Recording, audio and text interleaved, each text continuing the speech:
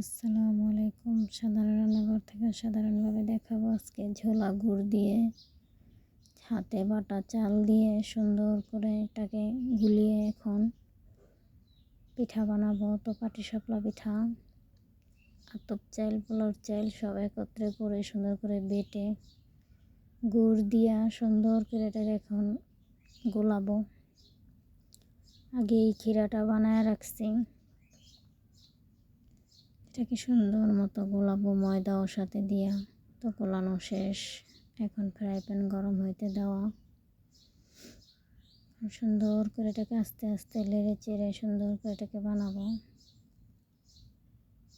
ক্ষীরাটা সুন্দর করে ভিতরে দিয়া এরকম আবার একটি ফ্রাই প্যানে দিলাম। তো একে একে আস্তে আস্তে সবগুলি পিঠা এরকম বানিয়ে সুন্দর মতো করে নিয়ে দেখতে দেখতে পিঠাটা বানানো প্রায় শেষ। একে একে সমস্ত পিঠাগুলি এইভাবে বানানো হয়েছে। তো পিঠা বানানো যদি ভালো লাগে আপনারা আমার চ্যানেলটাকে লাইক, শেয়ার ও সাবস্ক্রাইব করবেন। সবাইরে অসংখ্য ধন্যবাদ।